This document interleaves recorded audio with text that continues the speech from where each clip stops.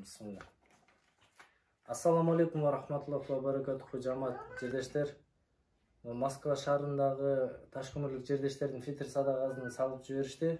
Общий 77.451 сом болду. Bunun ушу тең жарымын Улмасов Фархат деген жердешибизге алып келип берип атабыз. Ташкөмүр шаарындагы Гагарин көчөсүндө жашайт.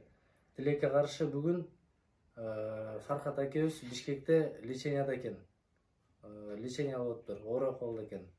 Анан биз ушу кошуназы Көлсарев Бектур деген кошуназын алып келип берип атабыз, аманатты өзү апарып тапшырып берет деген ниеттебиз. Анан талайки мынакей өзүңүз аманатты өз колуңуз менен эземтеп берип коесуз. Assalamu alaikum, урматтуу Россиядагы биздин жигит кыздар, ар бир салым кошкон силерге терең ыраазычылык билдиребиз. Мынакей ошо боорунан ооруп, сироз болуп, операцияга даярданып аткан Улмасов Фархатка үйүнө келсек жок экен. Апасы, атасы дагы ошол жакта экен да. Анан эми балким ушул акча керектир, биз кошунасына беребиз, тапшырып атабыз.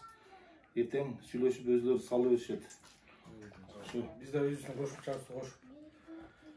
salып жиберебиз. Буйса. Шпазын берсин эми. Кудай кааласа ошо Ташкент шаарынын Гагарин көчөсүндө турат Фархат деген акебиз, Улмасов фамилиясы. Ооба. Кимде ким жардам берем десе, өз каалооңор менен келип, өз салымыңарды коштуруңуздар.